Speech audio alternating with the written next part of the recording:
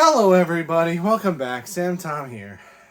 We are continuing our trek through the Phantom of the Opera movies.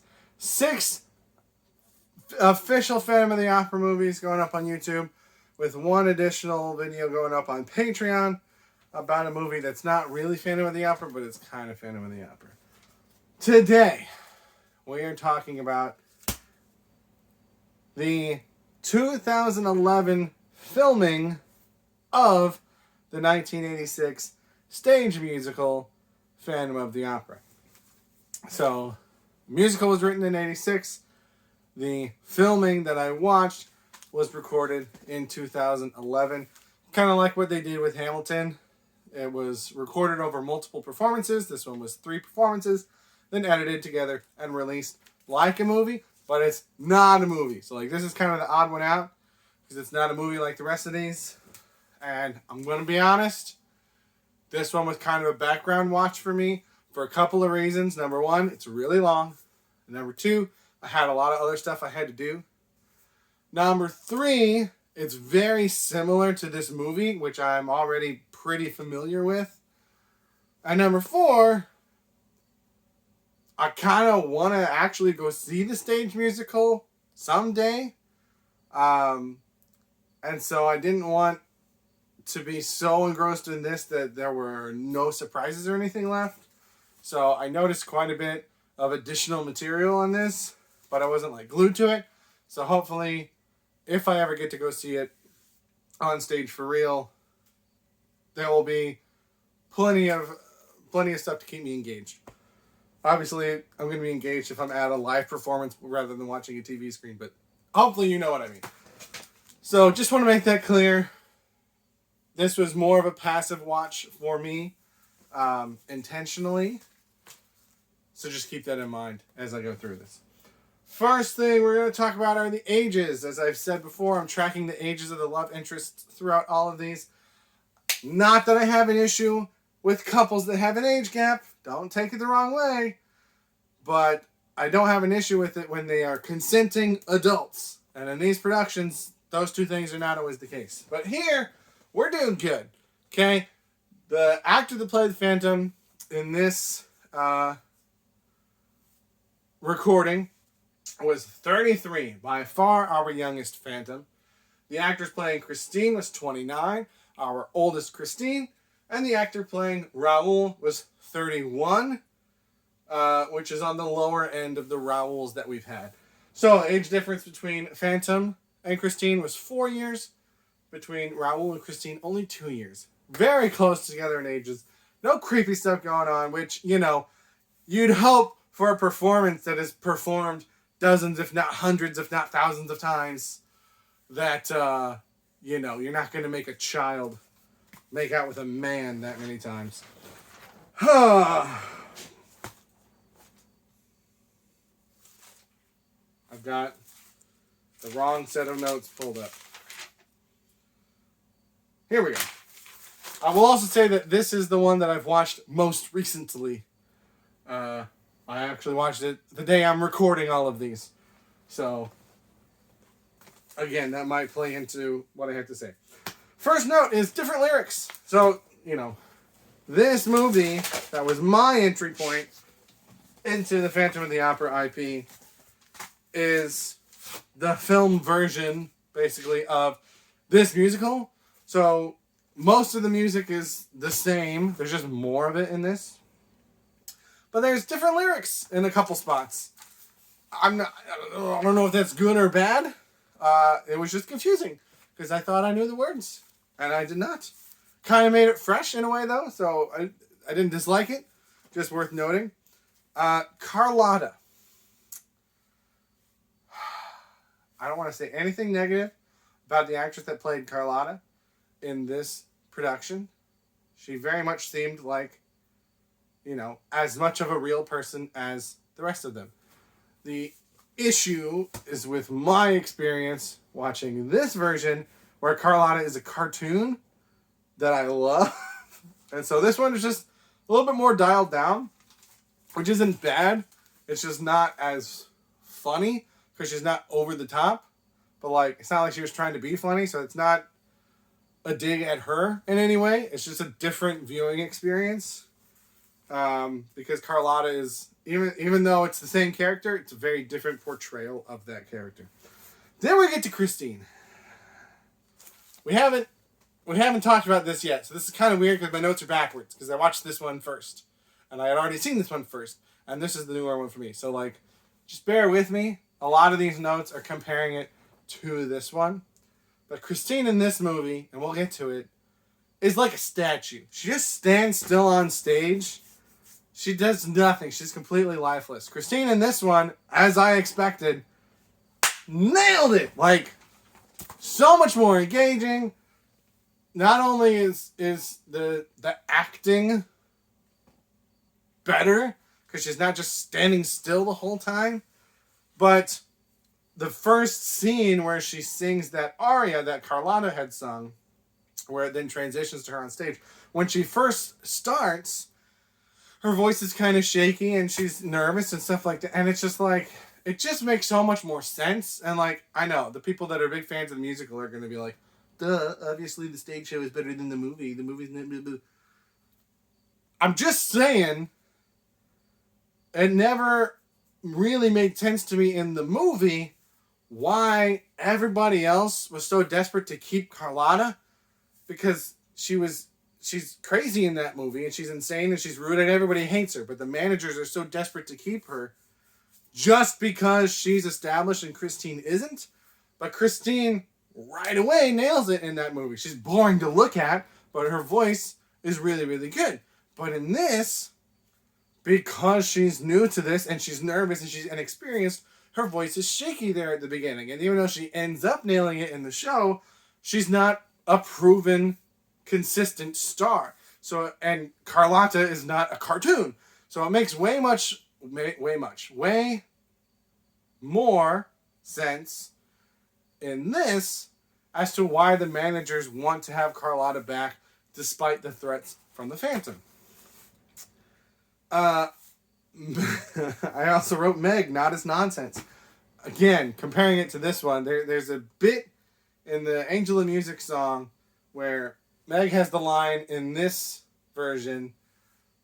Should I sing it? Christine, you must have been dreaming. Stories like this can't come true. Christine, you're talking in riddles, and it's not like you. And like, it's a great melody.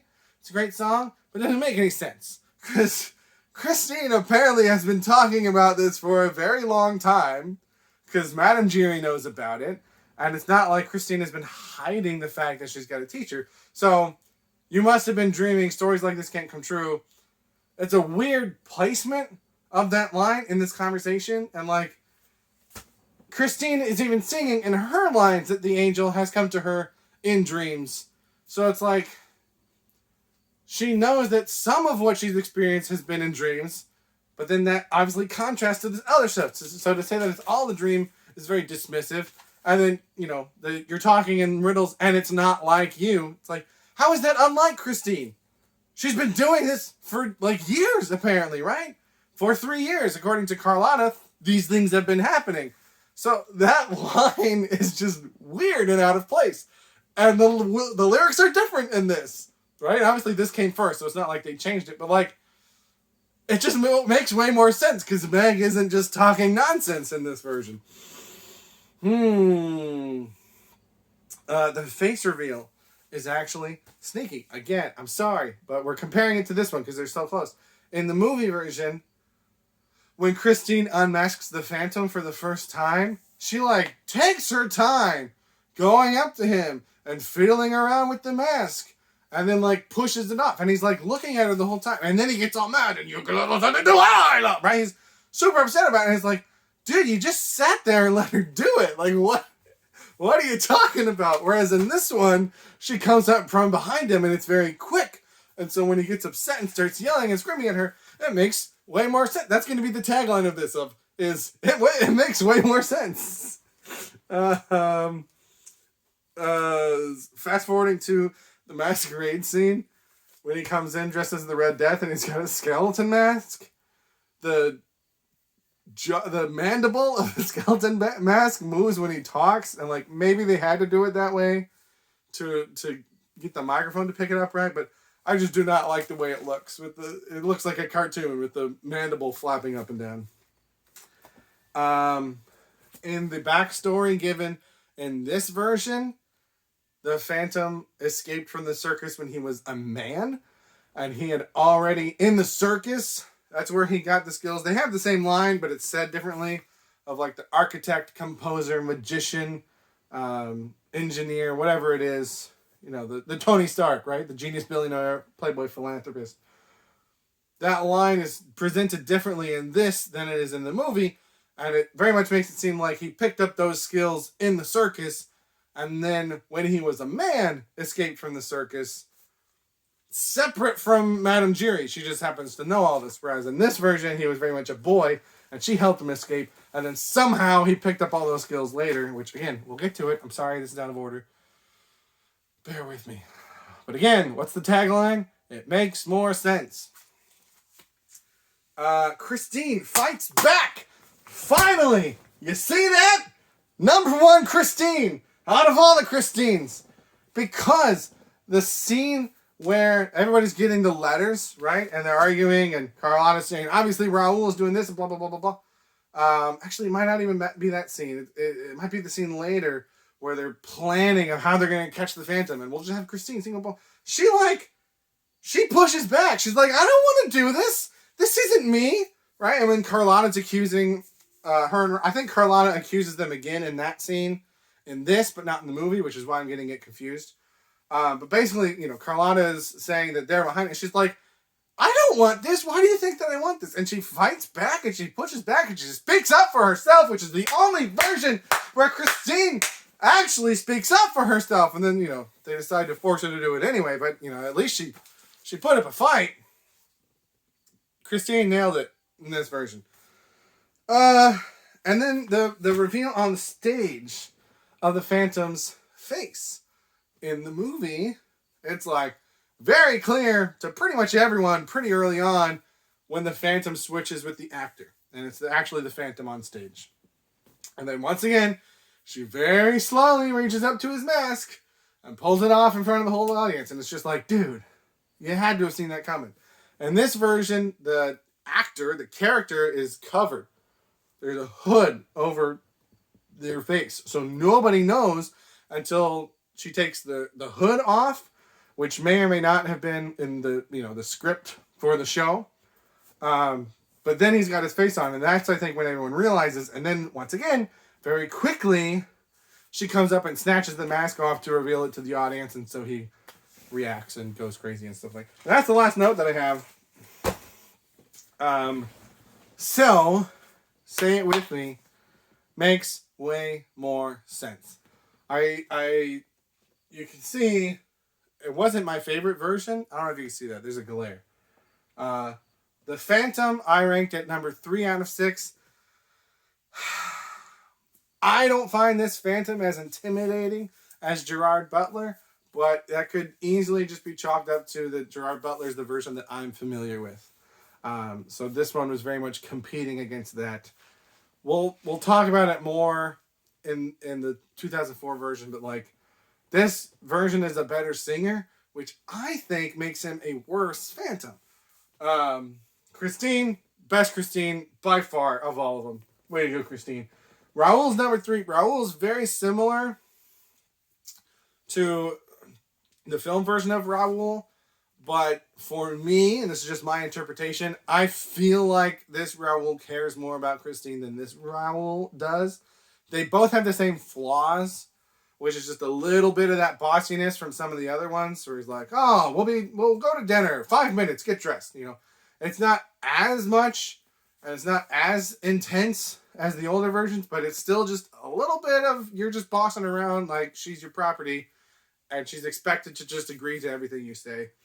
But like, you know, there's more chemistry with them in these newer versions. The idea that they were childhood friends, so they've met each other before, adds to that a little bit. But not quite at the top of the list of Raoul's. But overall, I don't think you can see it. But this one gets a 3 for me. My third favorite of this watch. And we'll talk about that more when we get to these other two. I do think that if I paid more attention, I would like it more. And I kind of had in my head the video. I rented it on YouTube, and it was 2.5 hours long. And so I kind of like, in my head, mentally was paying less attention because it was going to go for so long. I didn't realize that a big chunk of time at the end is people coming out on stage and talking, and a couple different performances outside of the show, just from other actors that have played those parts before, which was really, really cool to see. But it means that the actual plot is probably only about, the length of the actual movie. So I would like to rewatch it at some point. Probably not going to do it right away because A, I'm kind of phantomed out at this point, and B, as I said, I would like to see the show one day. So I'm probably just going to hold that away for another point. But I just want to acknowledge that I didn't get the full experience from this. So I'm not trying to put anybody else down that thinks that this is the best version or that this is their favorite version. I can totally get that. It's just that for me and the experience that I had, it's not quite at the top. So those are my thoughts on the show. Also, it could very much be that this show, because it was being filmed, because it was so, 2011, so far into the history of this musical that was written in 86, it could be very different from how other people might have experienced the live show. And I've read that the particular venue they were at, I think it's called the Royal Albert Hall, I read that there were different changes that had to be made because of that location specifically. So certainly I don't think this is the end-all be-all of the show experience. And if you have a better show experience, tell me about it in the comments, right? But those are my thoughts on this. Feel free to let me know your thoughts. Thank you very much for watching. Stay tuned. We got a couple more, but have a good day.